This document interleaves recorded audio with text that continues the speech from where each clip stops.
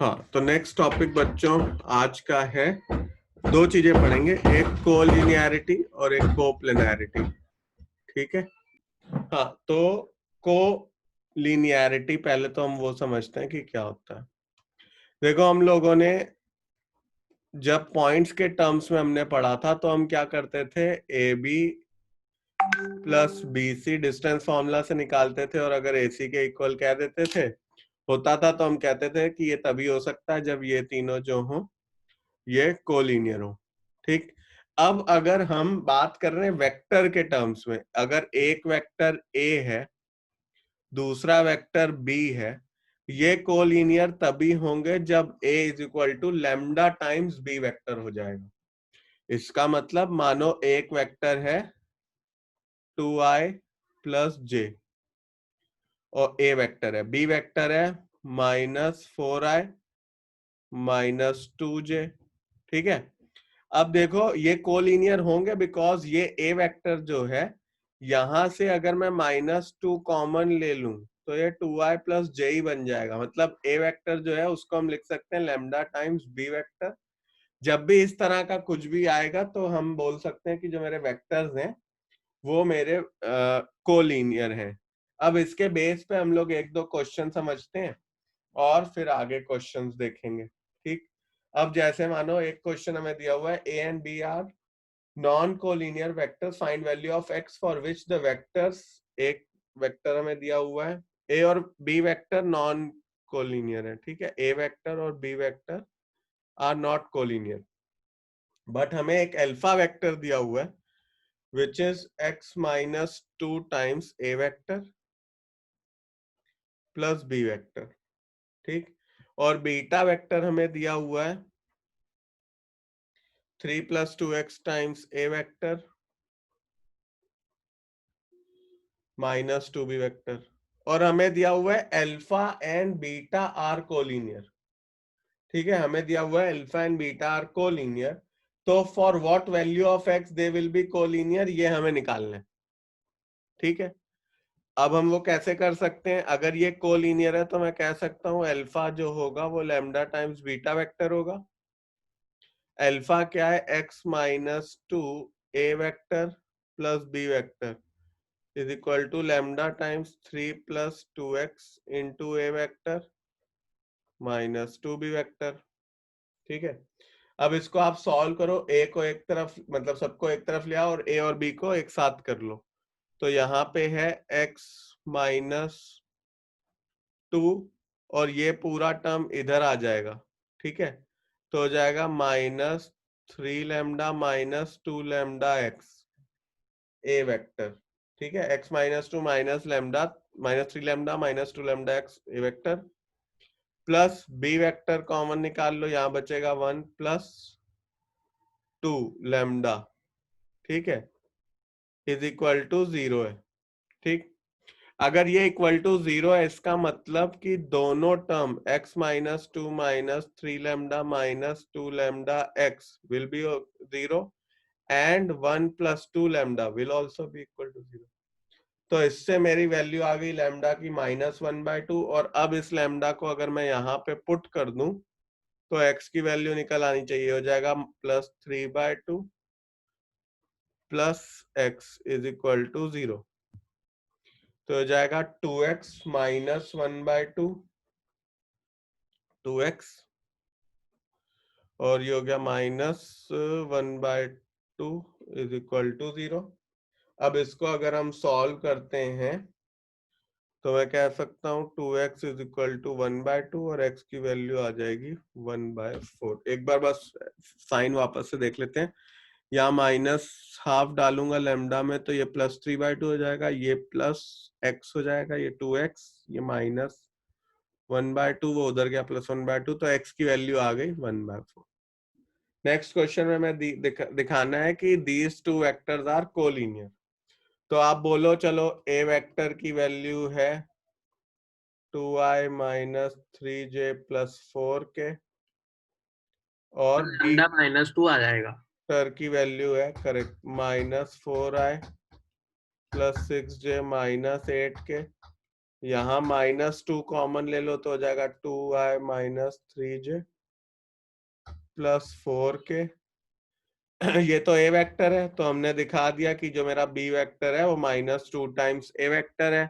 जब भी B vector is equal to lambda A vector होता है, इसका मतलब वो जो दो वेक्टर है बी वेक्टर और ए वेक्टर वो कोलिनियर है। ऐसे ही यहाँ पे भी हमने दिखा दिया, तो ये दोनों वेक्टर भी हम कह सकते हैं कि कोलिनियर है। जब हम बात करते हैं, हमने जब वेक्टर शुरू करा था हमने बोला था A vector is equal to B vector, का मतलब ये होगा कि इनका जो मैग्नीट्यूड है वो भी सेम होगा और इनका डायरेक्शन भी सेम होगा।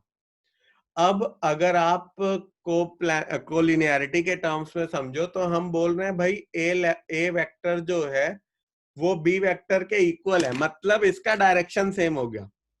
और lambda will give me the magnitude.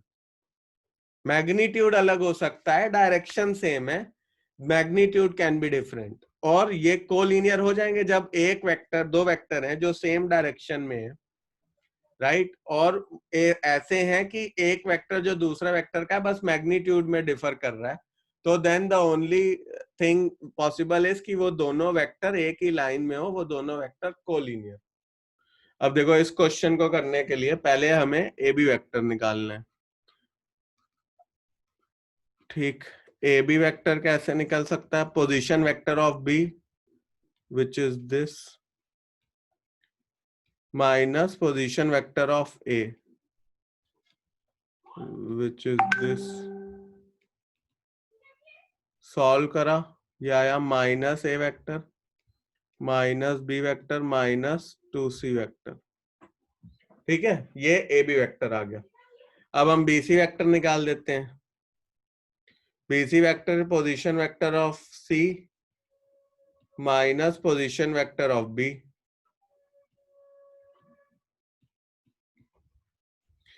तो हो जाएगा अपना 6 से, राइट, -2B -3C -4C हो गया। ठीक, बस यहाँ पे एक ये माइनस था, ठीक है, तो माइनस माइनस प्लस हो जाएगा, तो a + 2a हो जाएगा +3a -b -2c। और BC आया 6 से -2b -4c, इसमें से 2 कॉमन ले लो, क्या हो गया 3a vector -b vector -2c vector. Actually में ये है क्या, twice ab vector. BC vector हमने दिखा दिया 2 टाइम्स ab वेक्टर है, इसका मतलब क्या हुआ कि कुछ इस तरह का और होगा। ये BC है और AB भी है, इसी डायरेक्शन में है, बट मैग्नीट्यूड ऑफ BC जो है वो ट्वाइस ऑफ AB है। प्रैक्टिकली ये हो रहा है, और वेक्टर फॉर्म में इसको हम इस तरह से देते हैं। कभी कभी क्या करेगा, क्वेश्चन में आपको सिर्फ पॉइंट देगा। अभी हमने पहला क्वेश्चन देखा, उसने वेक्टर की बात करी, ये बात बच्चों अच्छे से समझो। पहले क्वेश्चन में हमने देखा, हमसे सिर्फ वेक्टर की बात करी गई, ए वेक्टर बी वेक्टर, हमने दिखा दिया A vector equal to lambda B vector, मतलब कि ये पैरेलल कोलिनियर है। दूसरे में हमने देखा कि हमें पॉइंट्स दिए हुए हैं ए बी सी और उनके पोजीशन वेक्टर दिए, ठीक है। तीसरा केस क्या आ सकता है, तो इनमें पोजीशन वेक्टर वाले में क्या होता है, ए बी वेक्टर निकालना है तो वो होगा position vector of B minus position vector of A. BC vector निकालना है तो position vector of C minus position vector of B. Solve करो, और अगर A B vector is equal to lambda BC vector या BC vector is equal to lambda A B vector आ जाए, इसका मतलब ये कोलिनियर है। तीसरा जो केस होता है उसमें क्या करेगा, उसमें वो सिर्फ पॉइंट दे देगा। और ये समझो, ये बहुत इंपॉर्टेंट है समझना वेक्टर का कॉन्सेप्ट समझने के लिए, कि अगर कभी कभी सिर्फ हमें पॉइंट ही दे रखे हो तो हम कैसे करेंगे। सेम ही क्वेश्चन है, बस इसको मैंने पॉइंट के फॉर्म में लिख दिया।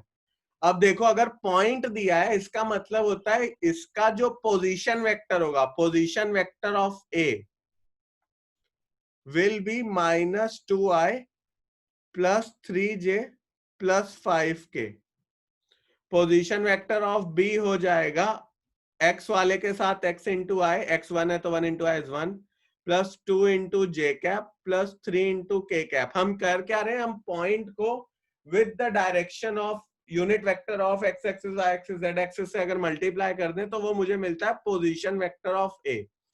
हो क्या रहा है, जैसे मानो यहाँ पे इधर पॉइंट लेते हैं बी वाला, 1,2,3 3D प्लेन में कहीं यहाँ पे पॉइंट है। अब इसकी position with respect to origin जो होगी,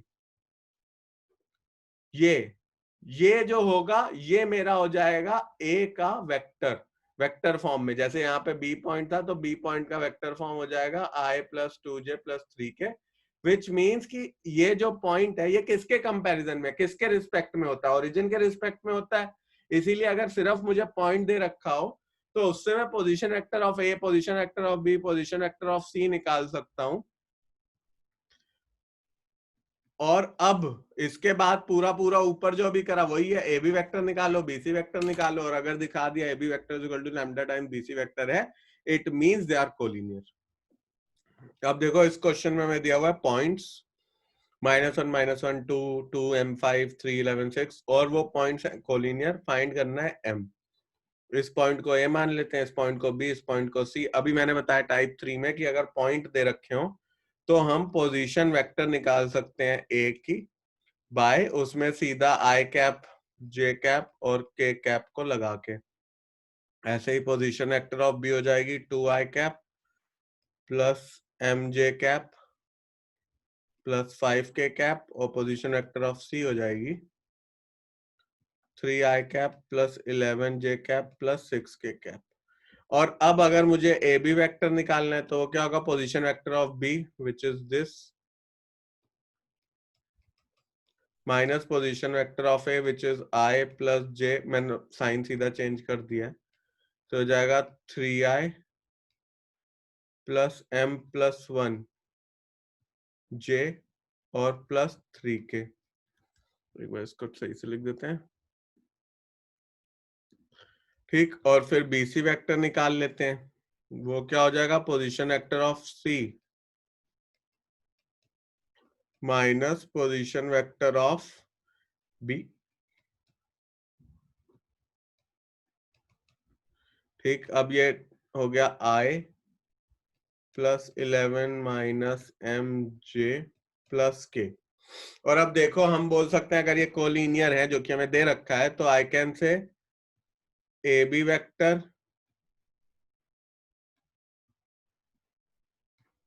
is equal to lambda times C D B C vector. अब लैम्डा मल्टीप्लाई कर लो, पहले लैम्डा की वैल्यू निकालो, लैम्डा की वैल्यू यहाँ पे पुट कर दो तो मेरी जे की वैल्यू आ जाएगी, मेरी एम की वैल्यू आ जाएगी। अब देखो लैम्डा की वैल्यू क्या आ गई, 3। आप आई वाले को इक्वेट करो, लैम्डा आई का कोफिशिएंट इक्वेट करो तो लैम्डा इज इक्वल टू 3 हो गया। अब जे का इक्वेशन कोफिशिएंट इक्वेट करो, m प्लस 1 जे में आ रहा है और वहां पे है 11 माइनस एम इंटू 3। इसको सॉल्व करते हैं, m plus 1 is equal to 33 minus 3m, ये इधर आ गया 4m इज इक्वल टू 32, तो m की वैल्यू आ गई 8। m ही हमें निकालना था, राइट। अब कोप्लेनैरिटी का क्या मतलब हुआ, इन द सेम प्लेन। जैसे मानो यहाँ पे दो वेक्टर है, एक वेक्टर ये r वेक्टर है, एक वेक्टर ये a वेक्टर है, एक वेक्टर ये b वेक्टर है। When I say these three vectors are coplanar, इसका मतलब होता है ये एक ही प्लेन में है। और जैसे कोलिनियरिटी की कंडीशन थी कि a is equal to lambda b vector, ऐसे ही कोप्लेनैरिटी की भी इक्वेशन होती है कि r vector is equal to x time a vector plus y times b vector. Again ये a और b जो है वेक्टर है और x और y जो है वो मैग्नीट्यूड है। अगर हमने प्रूव कर दिया कि कोई r vector is x times a vector plus y times b vector, तो that means these are coplanar vectors. अब हम इसका एक आधा क्वेश्चन आपको करके दिखाते हैं, फिर उसको बताते हैं कैसे हम कोप्लेनैरिटी प्रूव करते हैं। सिमिलर टाइप का क्वेश्चन आता है, जैसे आपने कोलिनियरिटी का देखा वैसे ही कोप्लेनैरिटी का आ सकता है। Chances are 90% of times question आपको कोलिनियरिटी या कोप्लेनैरिटी से ही आएगा in the topic of algebra of vectors. तो एक आधे नंबर 2 नंबर का आएगा इन्हीं में से किसी में से।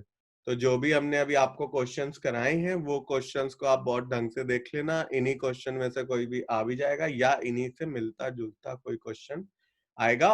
और इसके अलावा बस एक टॉपिक और बचता है अलजेब्रा ऑफ वेक्टर्स में, which is your direction cosines and direction ratios, जो मैं बस इसके जस्ट बाद वही पढ़ाने वाला हूँ। इन 3 टॉपिक में से ही I am expecting a question in your board and school exams. अब कोप्लेनैरिटी में देखो हमें 3 वेक्टर दिए हुए हैं और हमें बोल रहा है show that these vectors are non coplanar. ठीक है, मैं आपको नॉन कोप्लेनर और प्लेनैरिटी दोनों का मेथड एक ही होता है, ये वाला करते हैं नॉन कोप्लेनर वाला, इसी को आप अप्लाई कर लोगे तो आप प्लेनैरिटी भी दिखा सकते हो। ठीक है, अब देखो इसमें क्या, अगर ये कोप्लेनर होते तो क्या होता, तो हम कहते हैं भाई 2a vector minus b vector plus 3c vector जो है वो x times a vector plus b vector minus 2c vector plus y times a vector plus b vector minus 3c vector के इक्वल होता, अगर ये कोप्लेनर होते। ठीक है, अभी हम मान के चल रहे हैं कोप्लेनर है तो ये होता। अब आप देखो इसमें आप क्या करो, a वाले सारे टर्म्स अलग कर लो, b वाले सारे टर्म्स अलग कर लो, c वाले अलग कर लो। a वाले अलग करोगे तो क्या आ जाएगा, x plus y A vector plus x plus Y B vector plus minus 2x minus 3y C vector. ठीक है, यहाँ पे हमने लिख दिया, एक बार इसको सही से कर देते हैं, x plus y A vector plus x plus Y B vector plus minus 2x minus 2y C vector. अब देखो coefficient of A vector equate करो तो एक इक्वेशन तो आ गई x plus Y is equal to 2, दूसरी इक्वेशन आ गई x plus Y is equal to -1 और तीसरी इक्वेशन आ गई minus 2x minus 3y is equal to 3। अब आप क्या करो, इस इक्वेशन में से फर्स्ट और थर्ड इक्वेशन सॉल्व करते हैं और फिर हम x और y जो निकालेंगे वो हम रिप्लेस कर देते हैं सेकंड इक्वेशन में। फर्स्ट और सेकंड तो सॉल्व नहीं हो पा रही, अगर मैं इसको सब्ट्रैक्ट करूंगा एलिमिनेशन से तो दोनों ही एलिमिनेट हो जाएंगे, तो यहीं से समझ में आ रहा है कि ये कोप्लेनर नहीं है। बट कोप्लेनैरिटी जब करने भी होती है तो क्या कॉन्सेप्ट रहता है, आपको 3 इक्वेशन मिलती हैं, आप कोई सी भी 2 सॉल्व कर दो by using your elimination, substitution, cross multiplication, जो भी करना है। 2 इक्वेशन को सॉल्व करो, एक्स वाई की वैल्यू निकालो, एक्स वाई की वैल्यू तीसरी इक्वेशन में डालो, अगर तीसरी इक्वेशन को सेटिस्फाई कर रही है इसका मतलब वो कोप्लेनर है, और अगर तीसरी को सेटिस्फाई नहीं कर रही है तो इसका मतलब वो कोप्लेनर नहीं है। अब जैसे हम लोग पहली और लास्ट इक्वेशन को सॉल्व करते हैं, तो लास्ट इक्वेशन के लिए इसको 2 से मल्टीप्लाई कर देते हैं, 4 हो जाएगा। यहाँ आ जाएगा -2x minus 3y is equal to 3, add कर दो इनको तो -y is equal to 7, y की वैल्यू आ गई -7, y -7 है तो x की वैल्यू आ जाएगी 9, y -7 है, x is equal to 9 value आ गई। अब इनको पुट करो तीसरी इक्वेशन में, which is x plus Y is equal to -1, 9 plus of -7 is equal to 2, which is not equal to -1.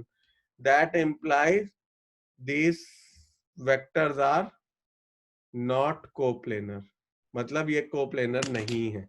अगर ये इक्वेट हो जाता तीसरे में भी, x plus Y is equal to -1 आ जाता तो हम कहते हैं कि ये कोप्लेनर है। तो जब भी कोप्लेनैरिटी का निकालना होता है हम 3 इक्वेशन बनाते हैं, पहले तो यही r is equal to X A plus Y B करते हैं, एक्स वाई में 3 इक्वेशन बनाते हैं, 3 इक्वेशन में से 2 को सॉल्व करते हैं, तीसरे में एक्स वाई को सब्स्टिट्यूट करते हैं, अगर एक्स और वाई सब्स्टिट्यूट हो जाए तो कोप्लेनर है, अगर एक्स वाई सब्स्टिट्यूट ना हो पाए तो कोप्लेनर नहीं।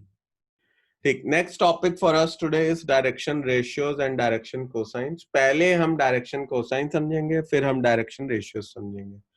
जैसा कि नाम में ही दिख रहा है, कोसाइन आया मतलब कॉस है और रेशियो आया तो मतलब रेशियो है। कई बार बच्चे कंफ्यूज हो जाते हैं कौन डायरेक्शन रेशियोज कौन डायरेक्शन कोसाइन, तो it is very simple to understand. अगर कभी कॉस में कोई चीज आएगी तो वो कोसाइन है, और अगर रेशियो के फॉर्म में आएगी तो वो रेशियो है।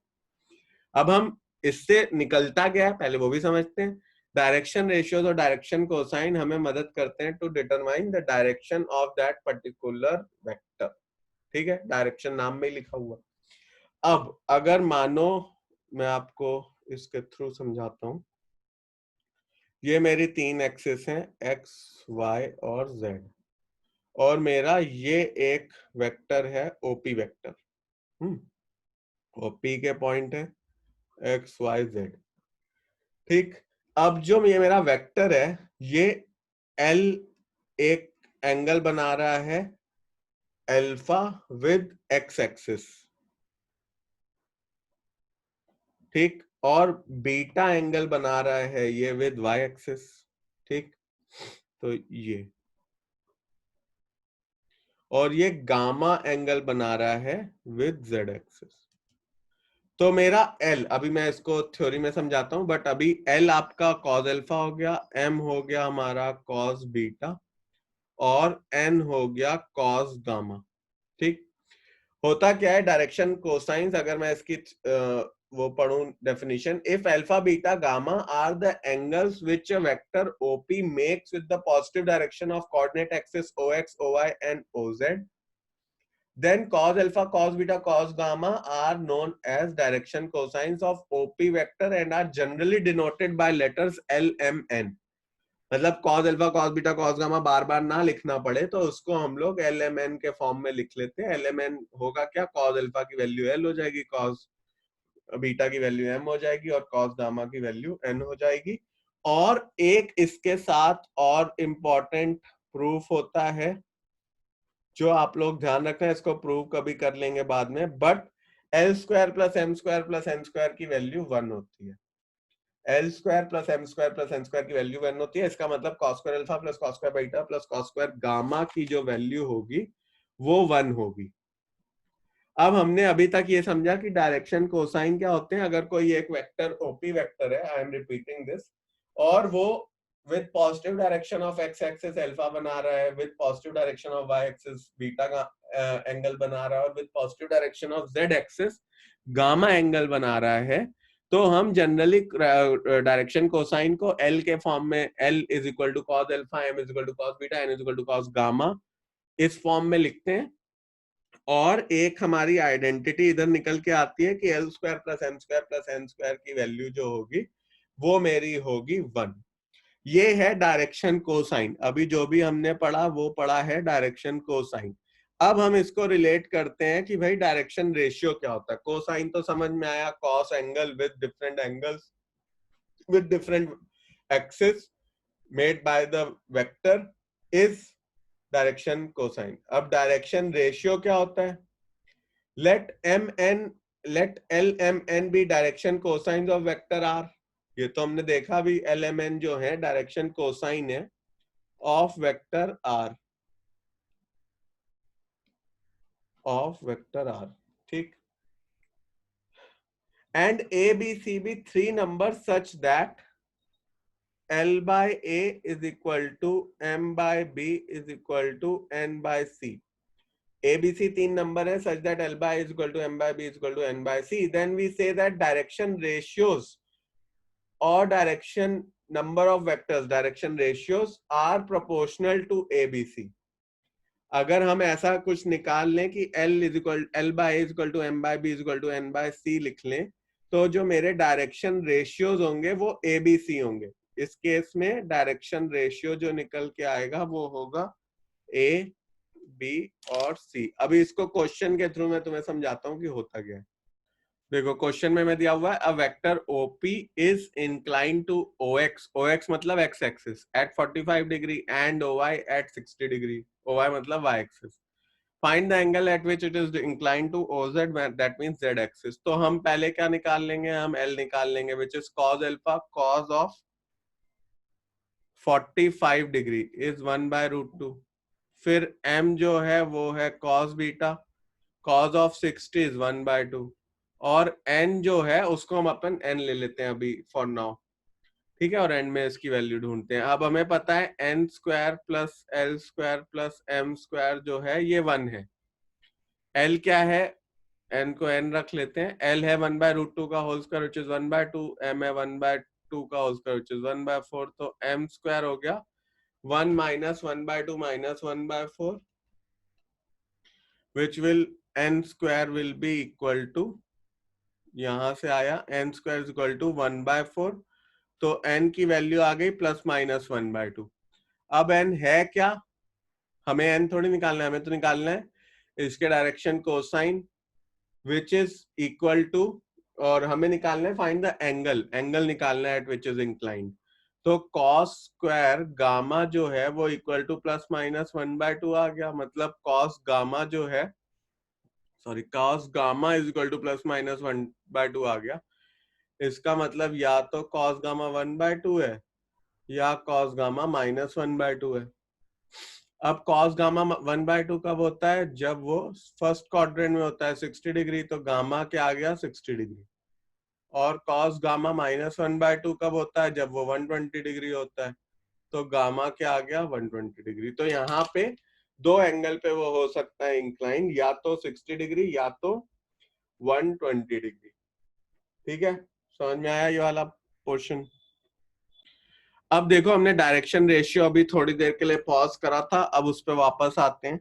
अगर कभी भी कोई वेक्टर हमें दे रखा हो, और उसके क्वेश्चन एक दो देखेंगे, जैसे मानो हमें कभी वेक्टर दिया हो AI plus BJ plus CK, ठीक है, ये वेक्टर है।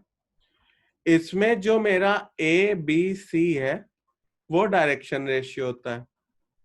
और अगर मैं A को under root of A² plus B² plus C², B को under root of A² plus B² plus C², और C को under root of A² plus B² से डिवाइड कर देता हूं, तो ये मेरे डायरेक्शन कोसाइन बन जाते हैं। ये LMN हो जाता है, ये L हो जाएगा, ये M हो जाएगा, और ये N हो जाएगा। फिर उससे हम cos alpha, cos beta, cos gamma वो सब निकाल सकते हैं। इस चीज को लेके क्वेश्चन देखते हैं, फिर उसके आगे अपन और बेटर समझ पाएंगे। हमें दिया हुआ है find angles eight which the actor vector 2i minus j plus 2k is inclined to each of coordinate axis, coordinate axis। ठीक है, एंगल बताने जिसपे इंक्लाइंड होगा। अब हमें ABC दिया हुआ है, मतलब A की वैल्यू क्या है 2, B की वैल्यू क्या है -1, और C की वैल्यू क्या है 2। और अगर मुझे डायरेक्शन रेशियोज ऑफ दिस हो जाएगा, ये प्रोपोर्शनल टू हो जाएगा 2 -1 2 के, ठीक। तो इसके डायरेक्शन कोसाइंस क्या निकल आएंगे? 2 upon root of 2² plus 1² plus 2², मतलब 4 plus 4 plus 1 which is 9, and -1/√9 and 2/√9। तो ये मेरा निकल के आएगा 2/3 -1/3 और 2/3। तो अब मैं कह सकता हूं कि cos अल्फा जो है वो है 2/3। तो इंक्लिनेशन विद एक्स एक्सिस क्या हो जाएगी? इनवर्स ट्रिग्नोमेट्री तो हमने पढ़ी हुई है, cos इनवर्स 2/3। और जो मेरा ये है cos इनवर्स आ गया, second with y axis beta आ जाएगा cos इनवर्स ऑफ -1/3, और गामा आ जाएगा cos इनवर्स ऑफ 2/3। तो ये मेरी इंक्लिनेशन आ गई with x axis, y axis and z axis. Next question में क्या दिया हुआ है? Direction ratios of a vector which are equally inclined with OX, OY, OZ। इसका मतलब cos alpha, cos beta, cos gamma same है, अल्फा बीटा गामा सेम है, equally inclined है। तो cos alpha, cos beta, cos gamma भी same होगा, तो cos square alpha, cos square beta, cos square gamma भी सेम होगा। तो 3 cos square alpha is equal to 1, cos square alpha is equal to 1/3, cos alpha is equal to plus minus 1/√3। So cos alpha, cos beta, cos gamma हो जाएगा plus minus 1/√3। हमें सिर्फ direction cosine निकालने थे, तो हम cos alpha, cos beta, cos gamma निकाल के यहीं पे छोड़ देंगे।